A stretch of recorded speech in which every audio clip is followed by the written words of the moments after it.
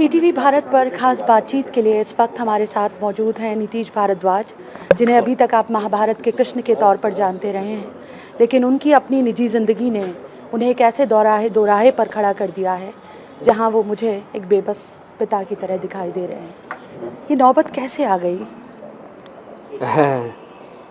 जब डिवोर्स की एक ऐसी घड़ी आ जाती है, उसमें यदि दो में से एक पेरेंट भी, हस्बैंड या वाइफ, दो में से एक भी अगर मैच्योरिटी से काम नहीं लेता तो ये नौबत आ जाती है।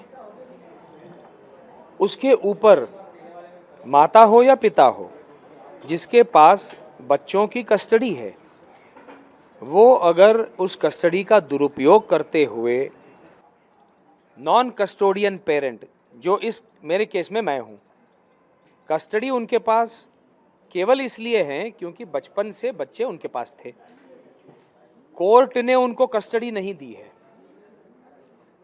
कोर्ट में कस्टडी मैंने मांगी है और उसके आर्ग्यूमेंट्स होंगे और निर्णय होगा। कस्टडी का, फिजिकल कस्टडी का जो टेम्पररी कस्टडी है, उसका दुरुपयोग करते हुए यदि कोई भी पेरेंट बच्चों को अपने नॉन कस्टोडियन पेरेंट से दूर करता है, बरगलाता है, झूठ बोलता है, षड्यंत्र करता है, तो ये स्थिति निर्माण होती है। और ये स्थिति जो है, वो जो नॉन कस्टोडियन पेरेंट है, वो प्रतिदिन मिल तो नहीं रहा है उस कस्टोडियन पेरेंट से, तो मेरी तरह वो नॉन कस्टोडियन पेरेंट, जैसे मैंने 50 मेल लिखे, मैं 50 व्हाट्सएप मैसेजेस किए, यही कर सकता है कि बच्चों का दुरुपयोग मत करो। इस अपने डिवोर्स पिटिशन को लड़ने के लिए बच्चों का दुरुपयोग ना हो, ये मैं 15 अक्टूबर 2017 से लगातार कह रहा हूँ, और आज इतने वर्षों के बाद में मुझे विवश होकर, वही मेरा सवाल था आपसे कि इतने दिन तक कंप्लीट कर लूं कि 15 अक्टूबर 2017 से मैं ये कह रहा हूं कि इसको मैच्योरिटी से हम लोगों को डील करना चाहिए, लेकिन ये नहीं हो रहा है। इसलिए आज विवश होकर मुझे पुलिस की शरण में जाना पड़ा, माननीय मुख्यमंत्री जी के पास जाना पड़ा। मेरा सवाल आपसे ये है, इतना लंबा सब्र आपने रखा, बच्चियों से आपकी मुलाकात भी होती है, लेकिन तब आपको क्यों लगा उसके बाद? बच्चियों से मेरी मुलाकात नहीं होती और नहीं करने दी। बच्चियों से मेरी आपने मुलाकात, बताया कि बच्चियों को बहुत बरगलाया उन्होंने, बहुत कुछ आपके बारे में गलत कहा, तो ऐसा क्यों लगा? ऐसा क्या कहा था बच्चियों ने? जैसे कई सारी चीज़ें हैं जो क्योंकि हमको बच्चों से मिलने नहीं दिया जाता था, टेलीफोन नंबर जो है वो मेरे नंबर ब्लॉक कर दिए हैं, तो there was no way I could have spoken to my children. मिले उनसे तब बच्चियों ने ऐसा क्या कहा? तब जाकर मुंबई के फैमिली कोर्ट से हमने ऑर्डर निकलवाया और 2, 3, 4 जनवरी 2024 को बच्चों को हमको मिलने की अनुमति दी गई। 2 तारीख को जब वो लेकर आ गई, मैं सारी चीज़ों में नहीं पढ़ूंगा, लेकिन एक चीज़ सिर्फ इतना कहूँगा, उन्होंने बच्चियों को जितने झूठ बोले थे उसमें से सबसे बड़ा झूठ ये था, एक बेटी ने मुझे कहा कि आपने केवल उसकी दूसरी की कस्टडी क्यों मांगी? मैंने कहा बेटा मैंने तो दोनों की कस्टडी मांगी है। बोले नहीं, आप झूठे हो, मम्मा सही है, आप झूठ बोल रहे हो। मैंने कहा नहीं बेटा, मैं आप एक काम, ये मुझे अपेक्षित नहीं था, मैं ये कागजात जो आज लेकर आया हूँ ये उस दिन लेकर नहीं गया था क्योंकि मुझे अपेक्षित नहीं था। कोर्ट ने और काउंसिलर्स ने ये कहा था आपको केवल इतना उनके साथ जो पुराने अच्छे संबंध है उनको रिवाइव करना है, वो ऊटी के स्कूल में क्या पढ़ रही हैं, कैसा उनका जीवन जा रहा है, इसके विषय में बात करनी है। तो ये कोर्ट के कागजात मेरे पास नहीं थे, तो मैंने उनसे कहा आप स्मिता से ये पूछिए पापा की वो जो एप्लीकेशन है कस्टडी की वो आप मांगिए और देखिए उसमें मैंने क्या कहा है। उसमें मैंने कहा है custody of both the children should be given to मी।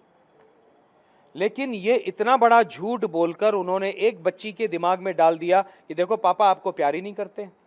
दूसरी बेटी मेरी रोने लगी कि आप मुझे अपनी बहन से अलग क्यों कर रहे हो, क्योंकि मैं तो उसको बहुत प्यार करती हूँ। मैं कहा बेटा मैं फिर से कह रहा हूँ, मैं आप दोनों को अलग नहीं कर रहा हूँ, ये मैंने नहीं मांगा है, मैंने दोनों की कस्टडी मांगी है।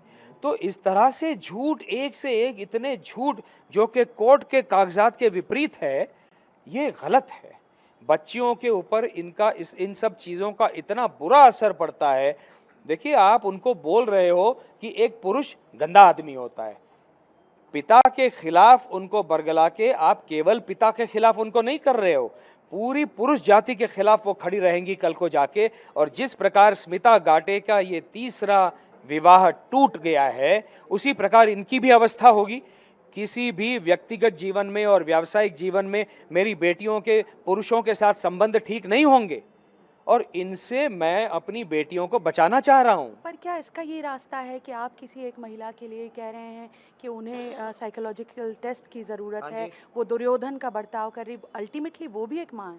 दुर्योधन का बर्ताव मैंने कहा क्योंकि आप सब इसको महाभारत कह रहे हो, और महाभारत आज के जीवन में प्रासंगिक है। महाभारत हर युग के लिए प्रासंगिक है। ये तो मैं ओपनली जाकर जो मैं टॉक्स, कॉर्पोरेट टॉक्स देता हूँ, उसमें भीष्म किन किन किन व्यवस्थाओं के शिकार हैं, दुर्योधन किस मानसिकता के शिकार हैं। आप घर आइए, मिलिए। क्यों जाऊं मैं उनके घर चक्रव्यूह में फंसने? मुझे ये लगता है वहां उस चक्रव्यूह में जाऊंगा। और ये आपको किसने बोला कि वो कह रही है घर पे आइए? आप ही ने बताया कि उन्होंने कहा था कि भारद्वाज जी घर पर आकर मिले। हाँ, है ना? तो क्यों मिले? घर पर क्यों जाऊं मैं उनके?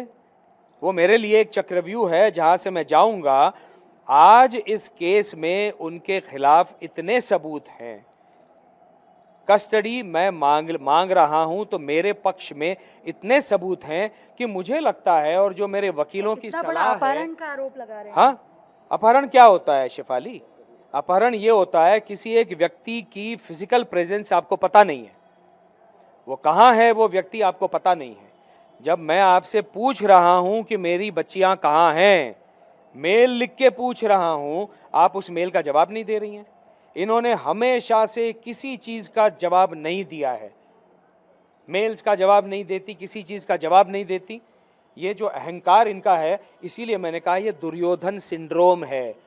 और ये दुर्योधन सिंड्रोम आप किसी को कह नहीं सकते कि तुम दुर्योधन मत बनो। आप इतने स्पिरिचुअल हैं, स्मिता जी जो हैं वो भी एक आईएएस हैं, क्या ज़रूरी था कि घर का झगड़ा मुख्यमंत्री के दरवाजे तक जाता, पुलिस के दरवाजे तक जाता, आपको अपनी सुलह के लिए इन रास्तों पर जाना पड़ रहा है?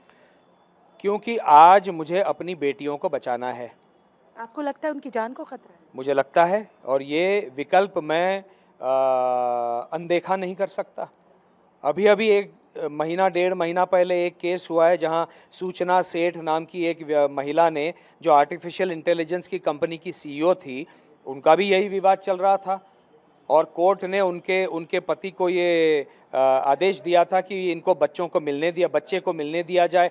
4 वर्ष का बेटा था, वो उनको लेकर गोवा गई, उनको सफोकेशन से उस बच्चे को मार दिया और उसके टुकड़े टुकड़े करके बैग में भरकर लेकर जाकर कहीं फेंकने जा रही थी, वो पकड़ी गई। मुझे लगता है ये जो सारा व्यवहार है, अगर मुझे लगता है कि ये असंतुलित व्यवहार है, तो मैं इस ऑप्शन को नकार नहीं सकता। ये असंतुलित व्यवहार में, डेस्परेशन में, ऑब्सेसिव बिहेवियर में ये महिला कुछ भी कर सकती है। अल्टीमेटली ये लड़ाई अब कहाँ तक जाएगी, और आप क्या चाहते हैं कि बच्चियों की कस्टडी अब उनके पास नहीं रहना चाहिए? बिल्कुल नहीं रहना चाहिए, क्योंकि ऐसा असंतुलित व्यक्ति, कोई भी माँ हो या पिता हो, ये बच्चों की, किसी भी बच्चे की कस्टडी के लिए, उस बच्चे के अच्छे भविष्य के लिए ठीक नहीं हो सकता। हमसे बात करने का शुक्रिया। कैमरामैन फैज़ान खान के साथ शेफाली।